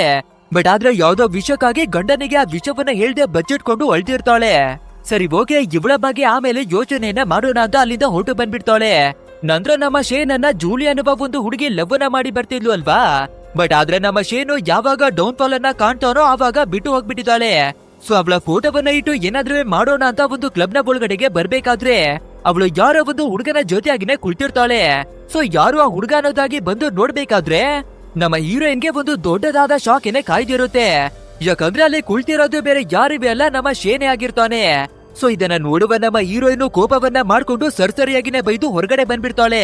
ಅಂಡ್ ಶೇನ್ ಕೂಡ ನಮ್ಮ ಹೀರೋಯಿನ್ ಅವಳನ್ನ ಫಾಲೋವನ್ನ ಮಾಡ್ಕೊಂಡು ನಾನು ನಾರ್ಮಲ್ ಆದ ಮನುಷ್ಯರನ್ನ ಪ್ರೀತಿಸೋದಿಕ್ಕಾಗಿ ಇಷ್ಟವನ್ನ ಪಡ್ತೀನಿ, ಬಟ್ ಆದ್ರೆ ನೀನು ಯಾರ ಕಣ್ಣಿಗೆ ಕಾಣಿಸೋದಿಲ್ಲ, ಯಾರುವೆ ಮುಟ್ಟೋದಿಕ್ಕೆ ಆಗೋದಿಲ್ಲ ಅಲ್ವಾ. ಹೀಗಿರ್ಬೇಕಾದ್ರೆ ನಿನ್ನನ್ನ ಪ್ರೀತಿ ಮಾಡೋದಿಕ್ಕೆ ಹೇಗೆ ಸಾಧ್ಯ ಅನ್ನೋದಾಗಿನೇ ಹೇಳ್ಕೊಬಿಡ್ತಾನೆ. ಇದನ್ನ ಕೇಳ್ಬೇಕಾದ್ರೆ ನಮ್ಮ ಹೀರೋಯಿನ್ಗೆ ಇನ್ನವೇ ಕೂಡ ಕೋಪ ಬಂದು, ಲೋ ನಿನ್ನ ಇಲ್ಲಿವರೆಗೂ ಒಳ್ಳೆಯ ವ್ಯಕ್ತಿ ಅಂತ ನಾನು ತಿಳ್ಕೊಂಡಿದ್ದೆ, ಹಾಗೆ ನೀನು ಇಲ್ಲಿವರೆಗೂ ಎಷ್ಟು ಮ್ಯಾಚ್ ಗಳನ್ನ ಗೆದ್ದಿರ್ತಾ ಇದೆಯೋ ಅದಕ್ಕೆಲ್ಲ ಕಾರಣ ನಾನೇ ಕಣೋ. ನಿಜವನ್ನ ಹೇಳ್ಬೇಕು ಅಂದ್ರೆ ಬಾಕ್ಸಿಂಗ್ ಅನ್ನ ಆಡಿ ನೀನು ಗೆಲ್ಲೋದಿಕ್ಕಾಗಿ ತಾಕತ್ತೆ ಇಲ್ಲ ಕಣೋ ಅಂತ ಹೇಳ್ಬಿಡ್ತಾಳೆ. ಸೊ ಇದನ್ನ ಕೇಳ್ಬೇಕಾದ್ರೆ ನಮ್ಮ ಶೇನ್ಗೆ ಕೋಪ ಬಂದು ಇವಳಿಗೆ ಸರಿಯಾಗಿ ಬೈದು ಕಳಿಸ್ಬಿಡ್ತಾನೆ. ಅಂಡ್ ಇವಾಗ ಇಬ್ಬರುವೆ ದೂರವಾಗಿ ಒಂದಷ್ಟು ದಿನಗಳು ಕಳೆಯುತ್ತೆ. ಸೊ ಒಂದು ದಿನ ನಮ್ಮ ಹೀರೋಯಿನ್ ಎಣ್ಣೆಯನ್ನ ಕುಡ್ಕೊಂಡು ಮನೆಯಲ್ಲಿ ಇರ್ಬೇಕಾದ್ರೆ ಸಡನ್ ಆಗಿ ನಮ್ಮ ಶೇನು ಎಂಟ್ರಿಯನ್ನ ಕೊಟ್ಟು ಒಂದು ವಿಷಯವನ್ನ ಹೇಳ್ಕೊತಾನೆ. ಆಕ್ಚುಲ್ ಆಗಿ ನಿನ್ನ ಫೋಟೋಗಳನ್ನ ತೆಗೆದು ಪಬ್ಲಿಷ್ ಅನ್ನ ಮಾಡಿರೋದ್ರಿಂದ ನನ್ನ ಲೈಫು ಬರ್ಬಾದಾಗಿಲ್ಲ, ಬದಲಾಗಿ ಜೂಲಿಯಾ ನನ್ಗೆ ಮೋಸವನ್ನ ಮಾಡ್ತಿದ್ದದ್ದು ನನ್ಗನುವೆ ಕೂಡ ಗೊತ್ತಾಗಿತ್ತು. ಸೊ ಆ ಟೆನ್ಷನ್ ಅಲ್ಲಿ ನಾನು ಫೋಕಸ್ ಅನ್ನ ಮಾಡಿ ಮ್ಯಾಚ್ ಅನ್ನ ಆಡೋದಿಕ್ಕೆ ಆಗಿರ್ಲಿಲ್ಲ. ಅಂಡ್ ಅದೇ ಕಾರಣಕ್ಕೆ ನನ್ನ ಲೈಫ್ ಬರ್ಬಾದಾಗ್ಬಿಡ್ತು ಅನ್ನೋದಾಗಿನೇ ಹೇಳ್ಕೊತಾನೆ. ಅಂದ್ರೆ ನಮ್ಮ ಹೀರೋಯಿನ್ ಇಲ್ಲಿವರೆಗೂ ನಮ್ಮ ಕಾರಣದಿಂದಾನೇ ಇವನು ಇಂಥ ಸಿಚುವೇಶನ್ ಗೆ ಬಂದ ಅಂತ ಅನ್ಕೊಂಡಿದ್ಲು ಅಲ್ವಾ. ಅದ್ರಲ್ಲಿ ನಮ್ಮ ಹೀರೋಯಿನ್ ಅವಳದ್ದು ಯಾವುದೇ ರೀತಿ ತಪ್ಪು ಇಲ್ಲ ಅಂತ ಅರ್ಥವಾಗ್ಬಿಡುತ್ತೆ. ಆದ್ರಿಂದ ನಮ್ಮ ಹೀರೋಯಿನ್ ಮೇ ಬಿ ಇವನು ನಮ್ಮನೆ ಲವ್ವನ ಮಾಡಿ ಬರ್ತಿರಬಹುದು ಅಂತ ಕಿಸ್ಸನ ಮಾಡೋದಿಕ್ಕೆ ಮುಂದೆ ಬರ್ತಾಳೆ. ಆದ್ರೆ ಆ ಶೇನು ನಮ್ಮ ಹೀರೋಯಿನ್ ಅವಳನ್ನ ದೂರಕ್ಕಾಗಿನೇ ತೊಳೋದಿಕ್ಕಾಗಿ ನೋಡ್ತಾನೆ. ಸೊ ಅಷ್ಟೇ ಇವಾಗ ನಮ್ಮ ಹೀರೋಯಿನ್ಗೆ ಯಾವ ರೀತಿ ಕೋಪವೆಲ್ಲ ಬಂದ್ಬಿಡುತ್ತೆ ಅಂದ್ರೆ ಸೀದಾ ಅವನನ್ನ ಮನೆಯಿಂದಾನೇ ಹೊರಗಡೆಗಾಗಿನೇ ತೊಳ್ಳಿ ಬಿಸಾಡ್ತಾಳೆ. ಅಂಡ್ ಇಲ್ಲಿಗೆ ಸೀನನ್ನ ಕಟ್ ಮಾಡಿ ನೆಕ್ಸ್ಟ್ ಡೇ ಮಾರ್ನಿಂಗ್ ನಮ್ಮ ಹೀರೋಯಿನ್ ಎಚ್ಚರಿಯಾಗಿ ಒಂದು ಮಿರರ್ ಮುಂದಗಡೆಗೆ ಬಂದು ಇವಳು ನೋಡ್ಕೋಬೇಕಾದ್ರೆ ಆ ಮಿರರ್ ನಲ್ಲಿ ಇವಳು ಕಾಣಿಸ್ತಾನೆ ಇರೋದಿಲ್ಲ. ಸೊ ಟೆನ್ಷನ್ ಆಗಿ ಏನಾಗ್ಬಿಡ್ತು, ನಮ್ಗೆ ಪೂರ್ತಿಯಾಗಿ ವ್ಯಾನಿಶ್ ಆಗ್ಬಿಡ್ತೀನಿವ, ಏನ್ ಕತಿ ಅಂತ ಸೀದಾ ನಮ್ಮ ಶೇನವನ ಹತ್ರಕ್ಕಾಗಿನೇ ಬಂದು ಮಾತಾಡೋದಿಕ್ಕಾಗಿನೇ ನೋಡ್ತಾಳೆ. ಬಟ್ ಆದ್ರೆ ಇವಾಗ ಟ್ವಿಸ್ಟ್ ಏನು ಅಂದ್ರೆ ನಮ್ಮ ಹೀರೋಯಿನ್ ಶಾನ್ ಅವನ ಕಣ್ಣಿಗೆ ಕೂಡ ಕಾಣಿಸ್ತಾ ಇಲ್ಲ. ಸೊ ಇನ್ನವೇ ಬೇಜಾರನ್ನ ಮಾಡ್ಕೊಂಡು ನಮ್ಮ ಹೀರೋಯಿನ್ ಆ ಜಾಗದಿಂದಾನೇ ಬಂದ್ಬಿಡ್ತಾಳೆ. ಈ ಕಡೆ ಶಾನ್ ಪ್ರಾಕ್ಟೀಸ್ ಅನ್ನ ಮಾಡ್ತಾ ಇರ್ಬೇಕಾದ್ರೆ ಆ ಜಾಗಕ್ಕೆ ಜೂಲಿಯಾ ಮತ್ತೆ ಬಂದು ಇವನ ಜೊತೆ ಟೈಮ್ ಅನ್ನ ಸ್ಪೆಂಡ್ ಮಾಡ್ತಿರ್ಬೇಕಾದ್ರೆ ಗ್ಯಾಪಿನಲ್ಲಿ ಯಾರು ಸೋಲ್ತಾರೋ ಅವರ ಜೊತೆ ನಾನು ಇರೋದಿಲ್ಲ ಅನ್ನೋದಾಗಿನೇ ಹೇಳ್ಕೊಂಡ್ ಬಿಡ್ತಾಳೆ. ಇದನ್ನ ಕೇಳ್ಬೇಕಾದ್ರೆ ನಮ್ಮ ಶಾನ್ಗೆ ಇವಾಗ ತುಂಬಾನೇ ಕ್ವಶನ್ ಗಳು ಕಾಡುತ್ತೆ. ಅಂದ್ರೆ ನಾನೇನಾದ್ರೂ ಇವಾಗ ಮತ್ತೆ ಈ ಮಟ್ಟಕ್ಕೆ ಬಂದು ತಲುಪಿಲ್ಲ ಅಂದಿದ್ರೆ ಇವಳು ಖಂಡಿತ ನನ್ನ ಹತ್ರಕ್ಕೆ ವಾಪಸ್ಸು ಬರ್ತಾನೆ ಇರ್ಲಿಲ್ಲ ಅಂತ ಯೋಚನೆಗಳನ್ನ ಮಾಡ್ತಾನೆ. ಅಂಡ್ ಈ ಕಡೆ ನಮ್ಮ ಹೀರೋಯಿನ್ ಅವಳನ್ನ ನೋಡ್ಬೇಕಾದ್ರೆ ತುಂಬಾನೇ ಚಿಂತೆಯನ್ನ ಮಾಡ್ತಾ ಇದ್ದಾಳೆ. ಯಾಕಂದ್ರೆ ಒಬ್ಬನಾದ್ರೂ ಕೂಡ ಇವಳನ್ನ ನೋಡಿ ಗುರುತನ ಪಡ್ತಿದ್ದ, ಆದ್ರೆ ಇವಳನ್ನೇ ಇವಳ ಶಾಡವನ್ನವೇ ಕೂಡ ನೋಡೋದಿಕ್ಕೆ ಆಗ್ತಿಲ್ಲ ಅಲ್ವಾ. ಸೊ ಕೊನೆಯದಾಗಿ ನಮ್ಮ ಫ್ಯಾಮಿಲಿಯನ್ನ ಮತ್ತೆ ಹೋಗಿ ಭೇಟಿ ಮಾಡೋಣ ಅಂತ ಯೋಚಿಸಿ ಸೀದಾ ಇವಳ ಮನೆಗೆ ವಾಪಸ್ ಬರ್ಬೇಕಾದ್ರೆ ಇವಳ ಅಕ್ಕ ಪ್ರೆಗ್ನೆಂಟ್ ಆಗಿರುವ ವಿಷಯವನ್ನ ಗಂಡನ ಹತ್ರವಾಗಿ ಹೇಳ್ಕೊಂಡಿಲ್ಲ ಅಲ್ವಾ. ಸೊ ಹೇಗಾದ್ರೂ ಮಾಡಿ ಇವರ ಸಮಸ್ಯೆ ಏನಾದ್ರೂ ಕ್ಲಿಯರ್ ಅನ್ನ ಮಾಡೋಣ ಅಂತ ಒಂದು ಡಸ್ಟ್ಬಿನ್ ಅನ್ನ ಕಾಲಿನಲ್ಲಿ ಒಂದು ಕೆಳಗಡೆ ಬೀಳಿಸ್ಬೇಕಾದ್ರೆ ಆದ್ರಿಂದ ಪ್ರೆಗ್ನೆನ್ಸಿ ಟೆಸ್ಟ್ ಅನ್ನ ಮಾಡಿರುವ ಕಿಟ್ ಕೆಳಗಡೆಗಾಗಿ ಬಿದ್ದೋಗುತ್ತೆ. ಇದನ್ನ ಎಕ್ಕೊಂಡು ನೋಡುವ ಹಸ್ಬೆಂಡ್ ತುಂಬಾನೇ ಹ್ಯಾಪಿ ಆಗ್ಬಿಡ್ತಾನೆ. ಅಂಡ್ ಈ ವಿಷಯವನ್ನ ನನ್ಗೆ ಏನಕ್ಕೆ ಹೇಳಿಲ್ಲ, ಏನಕ್ಕೆ ಬಚ್ಚಿಟ್ಟಿದ್ಯಾ ಅಂತ ಕೇಳ್ಬೇಕಾದ್ರೆ ನನ್ಗೆ ಅನ್ಸೋ ಪ್ರಕಾರ ನಾನು ಒಳ್ಳೆ ತಾಯಿ ಆಗೋದಿಕ್ಕೆ ಯೋಗ್ಯತೆ ಇಲ್ಲ ಅನ್ಸುತ್ತೆ. ಸೊ ಅದಕ್ಕಾಗಿನೇ ಈ ವಿಷಯವನ್ನ ನಿಮ್ಗೆ ತಿಳಿಸಿಲ್ಲ ಅನ್ನೋದಾಗಿನೇ ಹೇಳ್ಕೊತಾಳೆ. ಅಂಡ್ ಇವರಿಬ್ಬರ ನಡುವೆ ಇರುವ ಪ್ರಾಬ್ಲಮ್ ಅನ್ನುವೆ ನಮ್ಮ ಹೀರೋಯಿನ್ ಸಾಲ್ವ್ ಅನ್ನ ಮಾಡಿದಾಳೆ. ಸರಿ ಓಕೆ, ನಮ್ಮ ತಮ್ಮ ಏನ್ ಮಾಡ್ತಾ ಇದ್ದಾನೆ ಅವರನ್ನಾದ್ರೂ ನೋಡೋಣ ಅಂತ ಟ್ರಾಯ್ನ ಹತ್ರಕ್ಕೆ ಬರ್ಬೇಕಾದ್ರೆ ಇವನಿಗೆ ವಿಡಿಯೋಗಳು ಫೋಟೋಗಳನ್ನ ತೆಗೆಯೋದ್ರಲ್ಲಿ ಹುಚ್ಚಿದೆ ಅಲ್ವಾ. ಆದ್ರಿಂದ ಒಂದು ಚಿಕ್ಕದಾದ ಮೂವಿಯನ್ನ ಮಾಡಿರ್ತಾನೆ. ಸೊ ಅದನ್ನ ನಮ್ಮ ಹೀರೋಯಿನ್ ನೋಡ್ಬೇಕಾದ್ರೆ ತುಂಬಾನೇ ಇಂಪ್ರೆಸ್ ಆಗ್ಬಿಡುತ್ತೆ. ಅದು ಅಲ್ಲದೆ ಈ ಟ್ರಾಯ್ ಕೂಡ ಒಂದು ಹುಡುಗಿಯನ್ನ ಪ್ರೀತಿಯನ್ನ ಮಾಡ್ತಿದ್ದು ಎಲ್ಲ ಕಡೆ ಅವಳ ಫೋಟೋಗಳನ್ನ ಮಡಿಕೊಂಡಿರ್ತಾನೆ. ಬಟ್ ಆದ್ರೆ ಅವಳ ಹತ್ರ ಹೋಗಿ ಪ್ರಪೋಸ್ ಅನ್ನ ಮಾಡೋದಿಕ್ಕಾಗಿ ಧೈರ್ಯ ಇರೋದಿಲ್ಲ. ಸೊ ಇವರ ಪ್ರಾಬ್ಲಮ್ ಅನ್ನವೇ ಕೂಡ ನಾವು ಸರಿಯನ್ನ ಮಾಡೋಣ ಅಂತ ಇವನ ಕ್ರಶ್ ಒಂದು ಜಾಗದಲ್ಲಿ ಹೋಗ್ತಿರ್ಬೇಕಾದ್ರೆ ಕಾಲಲ್ಲಿ ಒಂದು ಕೆಳಗಡೆ ಬೀಳಿಸ್ತಾಳೆ. ಅಂಡ್ ಆ ಹುಡುಗಿಯನ್ನ ಫಾಲೋವನ್ನ ಮಾಡ್ಕೊಂಡು ಬರ್ತಾ ಇದ್ದ ನಮ್ಮ ಟ್ರಾಯ್ ಅದನ್ನ ನೋಡಿ ಆ ಹುಡುಗಿಯನ್ನ ಎತ್ತಿ ಮಾತಾಡ್ಸೋದಿಕ್ಕಾಗಿನೇ ಶುರುವನ್ನ ಮಾಡ್ಕೋತಾನೆ. ಅಂದ್ರೆ ತಮ್ಮನಿಗೆ ಇರುವ ಪ್ರಾಬ್ಲಮ್ ಅನ್ನವೇ ಕೂಡ ಕ್ಲಿಯರ್ ಅನ್ನ ಮಾಡಿದಾಳೆ. ನಂತರ ನಮ್ಮ ಫಾದರ್ ಏನನ್ನ ಮಾಡ್ತಾ ಇದ್ದಾರೆ ಅಂತ ಅವರ ಹತ್ರಕ್ಕೆ ಬಂದು ನೋಡ್ಬೇಕಾದ್ರೆ ನಮ್ಮ ಹೀರೋಯಿನ್ ಅವಳ ಮದರು ಬಿಡ್ತಿರುವ ಕೆಲವೊಂದಷ್ಟು ಪೇಂಟಿಗಳನ್ನ ಇನ್ನವೇ ತುಂಬಾನೇ ಸೇಫ್ ಆಗಿ ಮಡಗಿದ್ದಾರೆ. ಅಂಡ್ ಇವಾಗ್ಲೂ ಕೂಡ ಇವಳ ಫಾದರ್ ಮದರ್ನ ಮೇಲೆ ತುಂಬಾನೇ ಪ್ರೀತಿಯನ್ನ ಮಡಿಕೊಂಡಿದ್ದಾರೆ. ಅಂಡ್ ಇವರ ರಿಯಲ್ ಎಸ್ಟೇಟ್ ನಲ್ಲಿ ಕೆಲವೊಂದಷ್ಟು ಪ್ರಾಬ್ಲಮ್ ಗಳಾಗಿರ್ತವೆ, ಅದನ್ನವೇ ಕೂಡ ಕ್ಲಿಯರ್ ಅನ್ನ ಮಾಡಿಕೊಡ್ತಾಳೆ. ಅಂಡ್ ಇವಾಗ ನಮ್ಮ ಹೀರೋಯಿನ್ಗೆ ಒಂದು ದೊಡ್ಡದಾದ ವಿಷಯನೇ ರಿಯಲೈಸ್ ಆಗುತ್ತೆ. ನಾವು ನಮ್ಮ ಲೈಫಿನಲ್ಲಿ ಪ್ರಾಬ್ಲಮ್ ಬಂದಿದ ಕೂಡಲೇ ನಾವು ಎಲ್ಲವನ್ನ ಮರ್ತು ಹೋಗ್ಬಿಟ್ಟಿದೀವಿ. ನನ್ನ ಫ್ಯಾಮಿಲಿ ಅವರ ನೋವೇನಿದೆ, ಅವರ ದುಃಖ ಎಷ್ಟಿದೆ ಅನ್ನೋದನ್ನವೇ ಕೂಡ ಮರ್ತೋಗ್ಬಿಟ್ಟಿದೀನಿ ಅಂತ ಎಲ್ಲವನ್ನ ನೆನಪನ್ನ ಮಾಡ್ಕೋತಾಳೆ. ಅಂಡ್ ಅದು ಅಲ್ಲದೆ ಇವತ್ತು ಶೇನ್ ಅವನ ಒಂದು ದೊಡ್ಡದಾದ ಕಾಂಪಿಟೇಷನ್ ಇದೆ ಅಲ್ವಾ. ಸೊ ಅವನು ನಮ್ಗೆ ಮೋಸವನ್ನ ಮಾಡಿದ್ರೆ ಕೂಡ ನಾವು ಅವನಿಗೆ ಹೆಲ್ಪ್ ಅನ್ನ ಮಾಡೋಣ ಅಂತ ಅವನ ಮ್ಯಾಚ್ ನಡೆಯುವ ಜಾಗಕ್ಕಾಗಿನೇ ಓಡಿ ಬರ್ತಾಳೆ. ಹೆಚ್ಚು ಜನಗಳು ಇರುವ ಜಾಗವನ್ನ ಕಂಡ್ರೆ ಇವಳಿಗೆ ಭಯವಾಗುತ್ತೆ ಅಲ್ವಾ. ಆದ್ರೂ ಪರವಾಗಿಲ್ಲ, ಅವನಿಗೋಸ್ಕರ ಸಹಿಸ್ಕೊಳ್ಳೋಣ ಅನ್ನೋದಾಗಿನೇ ಬರ್ತಾಳೆ. ಅಂಡ್ ಅಲ್ಲಿ ಬಂದು ನೋಡ್ಬೇಕಾದ್ರೆ ನಮ್ಮ ಶೇನು ಮ್ಯಾಚ್ ಅನ್ನ ಸೋಲ್ತಿರ್ತಾನೆ. ಸೊ ನಾವು ಹೇಗಾದ್ರೂ ಮಾಡಿ ಅವನಿಗೆ ಧೈರ್ಯವನ್ನ ಕೊಡ್ಲೇಬೇಕು ಅಂತ ಸೀದಾ ರಿಂಗ್ ನ ಒಳಗಡೆಗಾಗಿನೇ ನುಗ್ಗಿ ಬರ್ತಾಳೆ. ಇನ್ನೊಂದ್ ವಿಷಯ ಏನು ಅಂದ್ರೆ ಶೇನ್ ಕೂಡ ನಮ್ಮ ಹೀರೋಯಿನ್ ಅವಳನ್ನ ನೋಡೋದಿಕ್ಕೆ ಆಗ್ತಿರ್ಲಿಲ್ಲ ಅಲ್ವಾ. ಬಟ್ ಆದ್ರೆ ಇವಾಗ ಮತ್ತೆ ಅವನು ನಮ್ಮ ಹೀರೋಯಿನ್ ಅನ್ನ ನೋಡೋದಿಕ್ಕೆ ಆಗ್ತಿರುತ್ತೆ. ಅಂಡ್ ಕೇವಲ ನಮ್ಮ ಶೇನ್ ಮಾತ್ರವಲ್ಲದೆ ಈ ಸ್ಟೇಡಿಯಂ ನಲ್ಲಿರುವ ಎಲ್ಲಾ ಜನಗಳೇ ಕೂಡ ನಮ್ಮ ಹೀರೋಯಿನ್ ಅವಳನ್ನ ನೋಡ್ತಿದ್ದಾರೆ. ಅಂದ್ರೆ ಇವಳಿಗಿದ್ದ ಸಮಸ್ಯೆ ಕೂಡ ತೀರಿ ಹೋಗಿದೆ ಅಂತ ಅರ್ಥ. ಆದ್ರೂ ಪರವಾಗಿಲ್ಲ ಅಂತ ನಮ್ಮ ಶೇನ್ ಅವರ ಹತ್ರಕ್ಕಾಗಿನೇ ಬಂದು ಅವನ ಕೈಯನ್ನ ಹಿಡ್ಕೊಂಡು ನಿನ್ನ ಕೈಯಲ್ಲಿ ಆಗುತ್ತೆ, ಧೈರ್ಯವನ್ನ ಮಾಡಿ ಮ್ಯಾಚ್ ಅನ್ನ ಆಡು ಅನ್ನೋದಾಗಿನೇ ಹೇಳ್ತಾಳೆ. ಬಟ್ ಆದ್ರೆ ಇದನ್ನ ನೋಡುವ ಸೆಕ್ಯೂರಿಟಿ ಗಾರ್ಡ್ ಗಳು ನಮ್ಮ ಹೀರೋಯಿನ್ ಅವಳನ್ನ ಆಚೆಗಾಗಿನೇ ಕರ್ಕೊಂಡು ಬಂದ್ಬಿಡ್ತಾರೆ. ನಂತರ ನಮ್ಮ ಶೇನ್ ಕೂಡ ತುಂಬಾನೇ ಕಷ್ಟವನ್ನ ಪಟ್ಟು ಫೈಟ್ ಅನ್ನ ಮಾಡೋದಿಕ್ಕಾಗಿನೇ ನೋಡ್ತಾನೆ. ಬಟ್ ಆದ್ರೂ ಅವನ ಕೈಯಲ್ಲಿ ಫೈಟ್ ಅನ್ನ ಮಾಡೋದಿಕ್ಕೆ ಆಗದೆ ಒಂದು ಸಿಚುವೇಶನ್ ಅಲ್ಲಿ ಸೋತೋಗ್ಬಿಡ್ತಾನೆ. ಸೊ ಇವಾಗ ಸೋತಾಗಿದ್ದಾನೆ ಅಂದ್ರೆ ಇವನ ಲವರ್ ಆಗಿರುವ ಜೂಲಿಯಾ ಮುಂದಕ್ಕಾಗಿನೇ ಬಂದು ನಾನು ಹೇಳಿದ್ದೆ ಅಲ್ವಾ, ಯಾರು ಸೋಲ್ತಾರೋ ಅವರನ್ನ ನಾನು ಪ್ರೀತಿಯನ್ನ ಮಾಡೋದಿಕ್ಕೆ ಆಗಲ್ಲ ಅಂತ. ಸೊ ಅದೇ ರೀತಿ ಇವಾಗ್ಲೇ ಕೂಡ ಬ್ರೇಕಪ್ ಅನ್ನ ಮಾಡ್ಕೋತೀನಿ ಅಂತ ಬಿಟ್ಟು ಹೋಗ್ಬಿಡ್ತಾಳೆ. ಅಂಡ್ ಇವಾಗ ಫೈನಲ್ ಆಗಿ ಜೂಲಿಯಾ ಅವಳ ಅಸಲಿ ಮುಖ ನಮ್ಮ ಹೀರೋವಿಗೆ ಗೊತ್ತಾಗ್ಬಿಡುತ್ತೆ.